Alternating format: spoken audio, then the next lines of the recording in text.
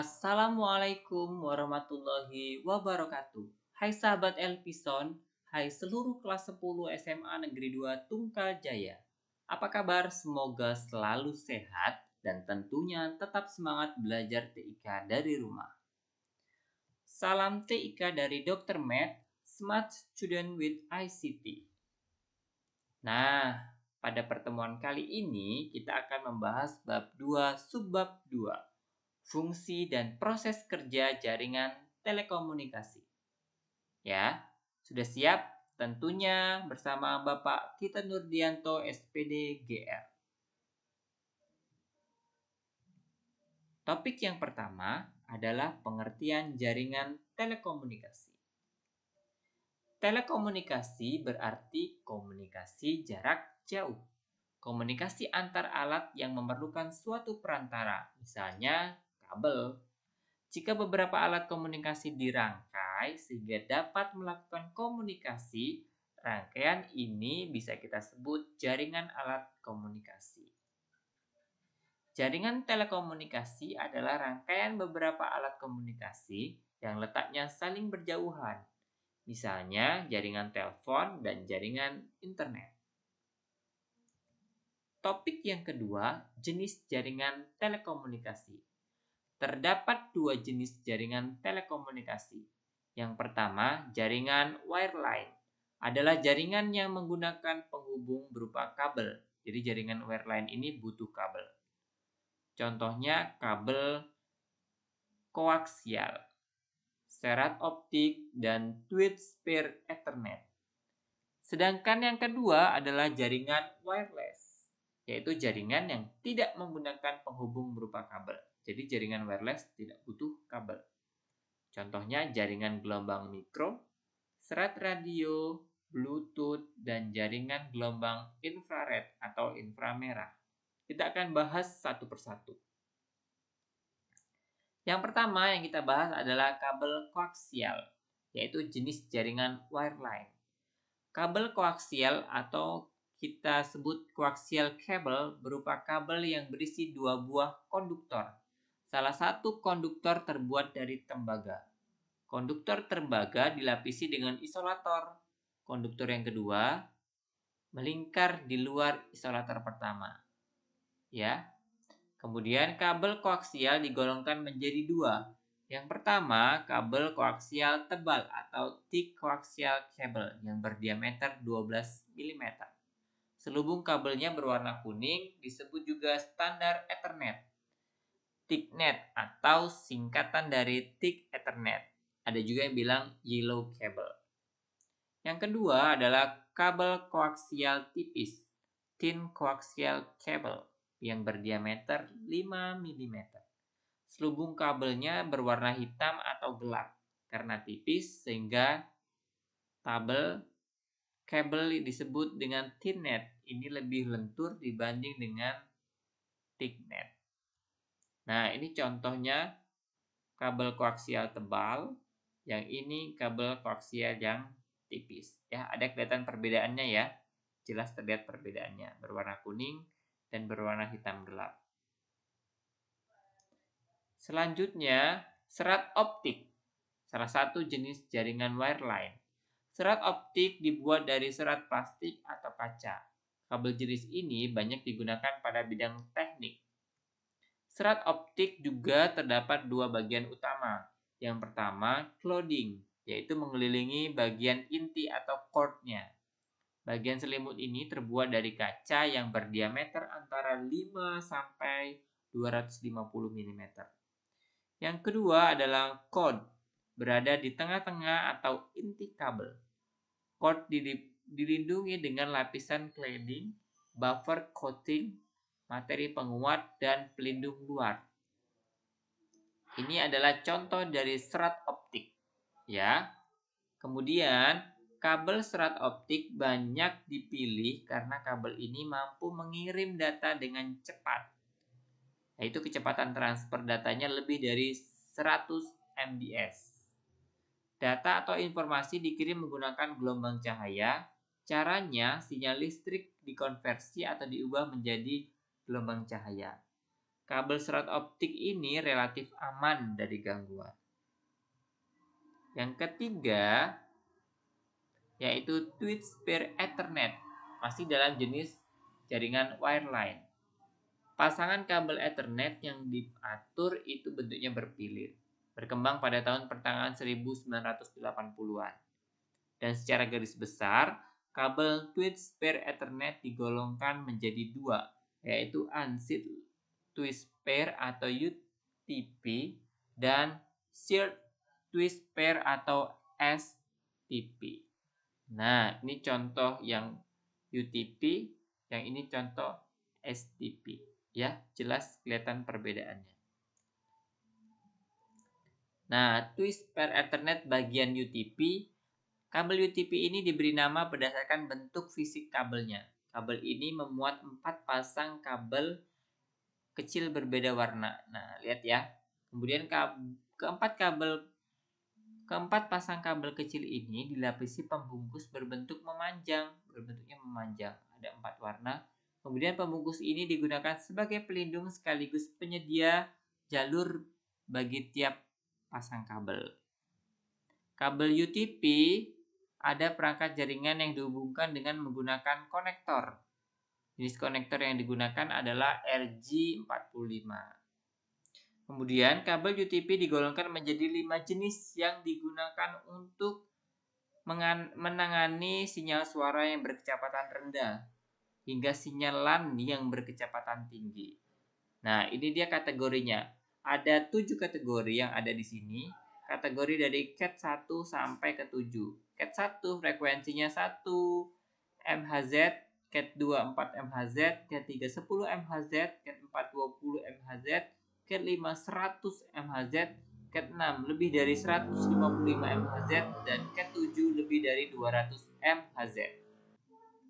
Selanjutnya, Switch pair Ethernet yang kedua adalah STP. Kabel STP mirip dengan UTP. Kedua jenis kabel ini sama-sama berisi pasangan kabel kecil yang dipilin. Ya, hal yang membedakan keduanya adalah pelindung pada kabel STP. Pelindung ini digunakan untuk melapisi masing-masing pasangan kabel kecil. Kabel STP dirancang untuk keperluan pembuatan jaringan di luar ruangan atau outdoor. Selanjutnya, yang keempat atau yang pertama dari jenis-jenis jaringan wireless adalah jaringan gelombang mikro. Jaringan gelombang mikro memiliki frekuensi yang tinggi, dibagi menjadi 3 jenis, yaitu 1 UHF. Frekuensi gelombang UHF ultra high frequency berkisar antara 300 MHz sampai 3 GHz. Nama gelombang ini mungkin sering kita dengar saat membicarakan gelombang televisi swasta nasional. Yang kedua yaitu SHF. Frekuensi gelombang SHF atau super high frequency berkisar antara 3 GHz sampai 30 GHz. Frekuensi gelombang SHF lebih rendah dibandingkan dengan EHF. Dan yang ketiga, EHF. Frekuensi gelombang EHF atau extremely high frequency berkisar antara 30 GHz hingga 300 GHz. Nah, ini adalah gelombang mikro yang terpancar dari alat yang dipasang pada satwa. Kemudian ini satelitnya kemudian akan terhubung ya saat dalam laptop pengakses informasi dan juga stasiun relay ya yang terhubung ke dalam gedung.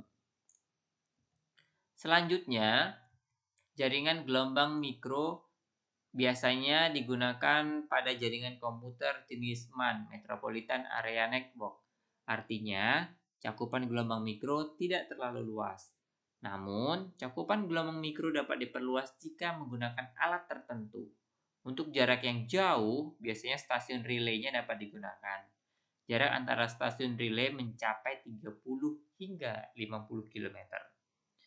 Jika digunakan sebagai jaringan telekomunikasi berjarak ratusan kilometer, gelombang mikro digunakan bersama satelit. Penggunaan satelit membuat wilayah jaringan menjadi lebih luas.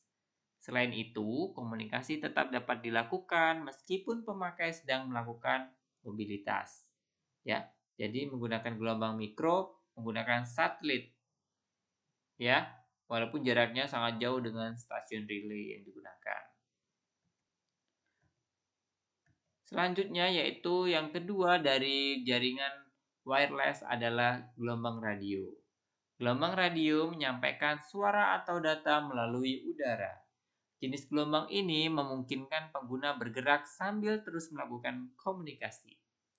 Gelombang radio digunakan untuk siaran radio, jaringan komputer, serta internet. Selain itu, gelombang radio juga dapat pula digunakan pada telepon seluler dan pager. Berdasarkan cara gelombang radio dibedakan menjadi 3 jenis. Yang pertama adalah gelombang yang bergerak lurus pada permukaan bumi. Jenis yang kedua adalah gelombang yang bergerak dan memantul di antara permukaan bumi dan lapisan ionosfer. Dan jenis gelombang yang ketiga adalah gelombang radio bergerak menyusuri permukaan bumi. Ya. Kemudian yang ketiga adalah Bluetooth, salah satu jenis jaringan wireless. Kita udah nggak asing lagi dengan Bluetooth ya. Bluetooth sangat berhubungan erat dengan salah satu teknologi yang digunakan pada telepon seluler atau komputer yang biasa kita gunakan. Bluetooth biasanya digunakan pada lingkup yang dekat. Teknologi ini banyak digunakan sebagai sarana pertukaran data antar telepon seluler. Bluetooth dapat pula digunakan pada laptop, komputer, kamera digital, serta pengontrol video game. Dan yang terakhir, yaitu jenis jaringan wireless bagian jaringan gelombang inframerah atau infrared. Ya, panjang gelombang ini berkisar antara 750 nanometer hingga 1 mm.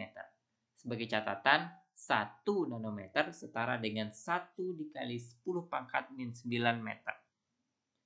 Gelombang infrared digunakan dalam bidang militer, astronomi, dan komunikasi tanpa kabel. Pada bidang militer, dia menggunakan gelombang infrared sebagai penentu sasaran. Sedangkan dalam bidang astronomi, gelombang inframerah digunakan untuk memperkirakan suhu planet dan suhu bintang. Topik yang ketiga adalah cara kerja jaringan telekomunikasi. Kita akan membahas pada bagian A yaitu cara kerja yang termasuk wireline, yaitu ada LAN, Local Area Network, ada MAN, Metropolitan Area Network, ada WAN, Wide Area Network, dan ada Internet. Kemudian yang kita bahas yang kedua adalah cara kerja bagian wireless, yaitu ada Wi-Fi, Bluetooth, satelit, dan modem. Ya, ini salah satu contoh cara kerja wireline. Oke, kita akan bahas satu persatu. Yang kita bahas pertama adalah LAN, Local Area Network, salah satu cara kerja jaringan wireline. LAN adalah jaringan yang terdapat dalam sebuah gedung atau perkantoran. Pada umumnya, LAN dimiliki oleh perusahaan atau organisasi.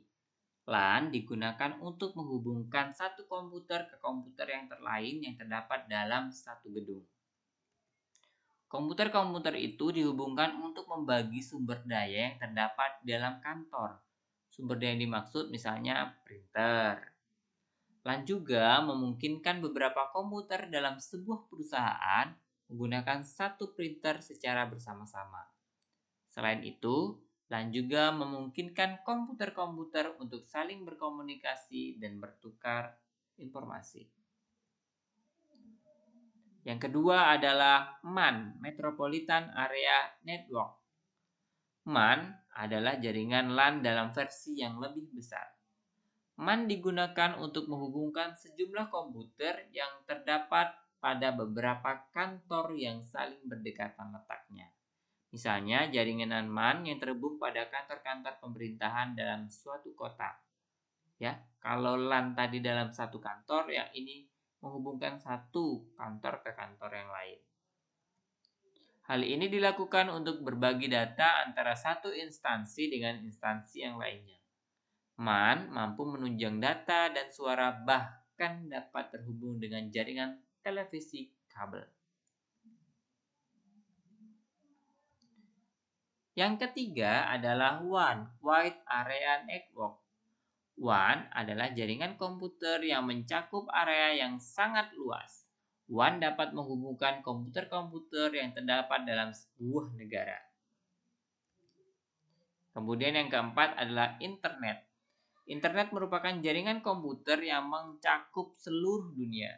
Orang yang menggunakan internet berarti terhubung ke semua komputer di dunia yang terhubung dengan internet. Selanjutnya adalah jaringan kerja bagian wireless. Yang pertama adalah cara kerja Wi-Fi. Informasi yang bekerja pada jaringan lokal tanpa kabel atau biasa kita sebut wireless local area network atau kita singkat Wi-Fi. Awalnya Wi-Fi ini digunakan untuk menghubungkan perangkat nirkabel dan LAN. Jadi Wi-Fi ini juga digunakan untuk membuat jaringan tanpa kabel di sebuah perusahaan. Wi-Fi Wi-Fi memberikan kebebasan kepada pemakainya untuk bertukar data secara aman tanpa direpotkan dengan memasangkan kabel networknya. Saat ini, Wi-Fi banyak digunakan untuk mengakses internet. Ya, Wi-Fi memungkinkan seseorang terhubung dengan internet dalam suatu titik akses atau access point yang terdekat. Orang dapat mengakses internet dengan menggunakan personal digital assistant atau PDA atau network di kafe atau kampus yang memiliki hotspot area. Nah, ada dua cara menghubungkan antar PC dengan sistem Wi-Fi. Yang pertama adalah sistem infrastruktur dengan menggunakan access point yang berfungsi mengatur lalu lintas data. Access point ini berfungsi sebagai pusat transfer data, ya. Jadi access point pada WLAN atau Wi-Fi berfungsi mirip seperti sebuah hub atau switch. Tanpa menggunakan access point, komputer yang mempunyai wireless adapter hanya dapat berkomunikasi secara point to point. Artinya, komputer hanya dapat terhubung dengan satu komputer yang lain. Cara yang kedua adalah sistem ad hoc, yaitu koneksi antar komputer dilakukan secara peer-to-peer. Untuk membangun jaringan Wi-Fi secara ad hoc, kita tidak memerlukan access point. Keuntungannya terletak pada biaya yang lebih murah dan praktis apabila yang terkoneksi hanya 2 atau 3 komputer. Namun, apabila komputer terhubung cukup banyak, proses transfer datanya menjadi lebih lambat. Nah, secara sederhana, dalam sebuah WLAN, access point dapat mengeluarkan sinyal atau kode SSID, Service Set Identification, dalam radius tertentu. Nah, agar semua komputer yang masih dalam jaringan access point dapat terhubung di dalam jaringan wireless tersebut, masing-masing komputer yang memiliki perangkat wireless harus mengisi SSID yang sama seperti yang dikeluarkan oleh access point tersebut. Dengan begitu, masing-masing komputer maupun perangkat akan terhubung dalam suatu jaringan berbasis wireless sama-sama. Tidak hanya SSID yang wajib diisi oleh masing-masing perangkat. Untuk mencapai keamanan yang lebih tinggi, semua perangkat wireless sekarang ini juga dilengkapi dengan fitur keamanan yang harus diisi agar dapat terkoneksi dengan access point seperti MAC address, medium access control, atau web wide equivalent privacy.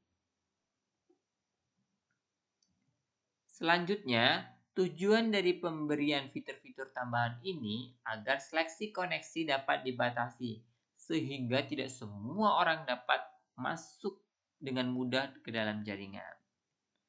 Kelebihan sistem infrastruktur terletak pada kecepatan transfer data yang lebih tinggi, biasanya di wilayah kerja yang lebih luas, serta keamanan data yang lebih terjamin. Sistem infrastruktur biasanya digunakan untuk hotspot Wi-Fi dan perkantoran yang memerlukan stabilitas dan keamanan data. Nah ya, jadi Wi-Fi yang kita pasang ini yang biasanya kita pasang nanti bisa terhubung ke rumah-rumah sesuai dengan radius yang ditentukan dan akan dibatasi atau tidak. Selanjutnya yaitu cara kerja Bluetooth. Bluetooth memerlukan jaringan kecil untuk memindahkan file yang akan dikirim. Bluetooth menjaga daya transmisinya tetap rendah sehingga penggunaan baterai bisa dihemat. Untuk mengirim sinyal transmisi, Bluetooth hanya memerlukan energi 1 mW saja. Nah, kelebihan Bluetooth terletak pada tidak diperlukannya koneksi kabel antar alat, tidak mahal dan secara otomatis. Bluetooth 1.0 memiliki kecepatan transfer data sebesar 1 MB per detik (Mbps). Sementara Bluetooth yang versi 2.0 bisa lebih dari 3 Mbps. Jaringan Bluetooth mentransmisikan data melalui gelombang radio. Nah, jaringan ini berkomunikasi pada frekuensi 2,45 GHz. Nah, cara kerja Bluetooth dalam dunia internasional telah menyetujui penggunaan frekuensi ini untuk keperluan industri, penelitian, medis. Nah, sinyal Bluetooth yang hanya 1 mW itu membuatnya tidak saling mengganggu dengan sistem komunikasi yang lain. Namun, daya yang kecil ini membatasi jangkauan Bluetooth yang hanya berkisar sekitar 10 meter persegi. Bluetooth bisa berkoneksi dengan 8 alat secara bersamaan.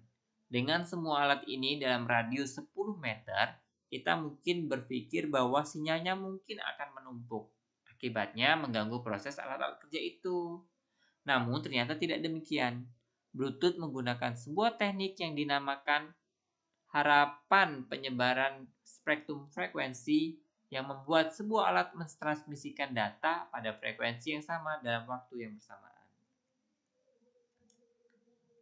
Nah, pada Bluetooth, transmitter pengubah frekuensi 1600 kali setiap detik.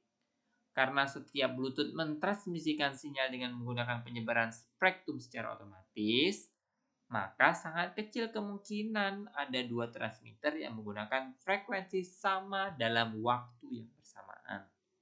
Jika hal ini terjadi, kemungkinan alat yang lain hanya mengalami sedikit gangguan dalam 1 detik. Pada semua jaringan wireless, faktor keamanan harus diperhatikan. Gelombang radio di udara dapat ditangkap dengan mudah. Jadi, orang yang menginformasikan rahasia melalui jaringan wireless harus benar-benar yakin bahwa tidak ada orang atau alat yang akan menyadap sinyalnya.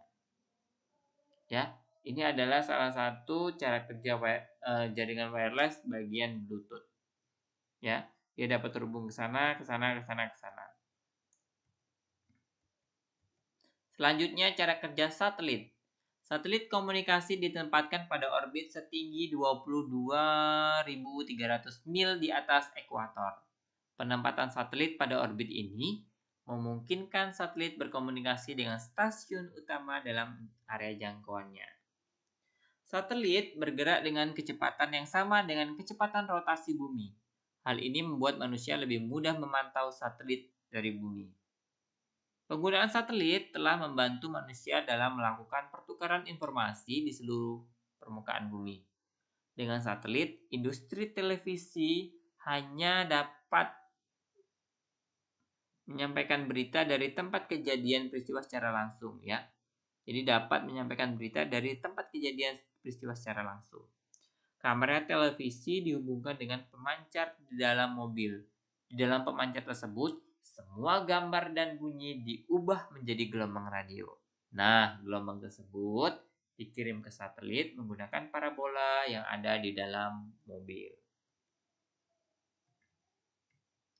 Proses transmisi dari stasiun bumi menuju satelit disebut uplink.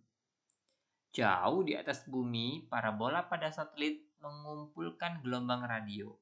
Di dalam satelit, sinyal diperkuat sehingga cukup kuat untuk memberikan gambar yang bagus dan jernih ketika tertangkap kembali ke bumi.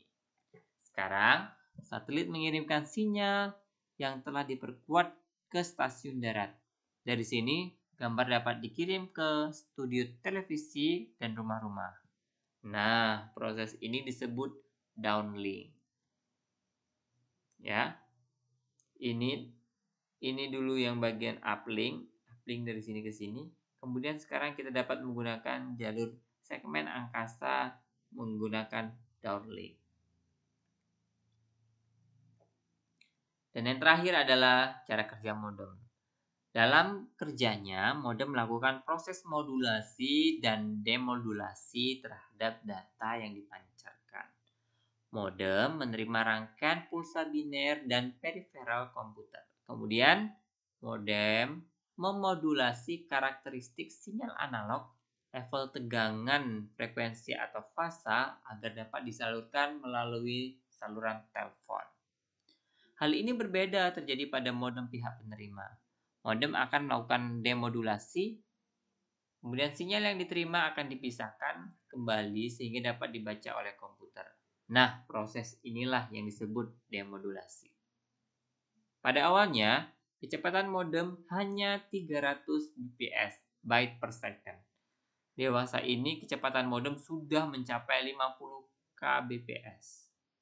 Namun, jaringan telepon yang tersedia di Indonesia masih sangat kurang. Ya. Sehingga kecepatan maksimum modem yang kita gunakan hanya sekitar 33,6 kbps saja. Kecepatan upstream merupakan kecepatan modem yang kita gunakan untuk menghubungkan ISP, Internet Service Provider.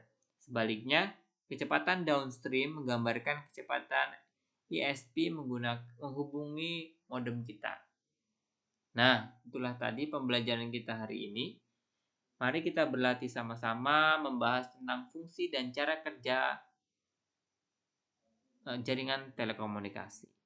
Ada beberapa soal. Yang pertama, secara garis besar, jaringan telekomunikasi dibagi menjadi dua, yaitu jaringan wireline dan jaringan wireless. Coba jelaskan perbedaan keduanya dan berikan masing-masing 3 contohnya. Kemudian yang kedua, tuliskan kategori dan frekuensi dari twist pair Ethernet tipe Unsealed Twist Pair atau UTP. Yang ketiga, jelaskan dan gambarkan cara kerja LAN, MAN, dan WAN.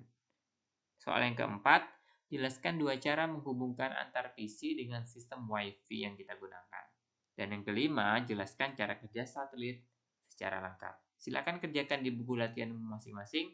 Selamat mengerjakan dan tetap semangat. Itulah pembelajaran kita hari ini. Sampai ketemu pada materi selanjutnya. Salam Smart Student with ICT. Wassalamualaikum warahmatullahi wabarakatuh.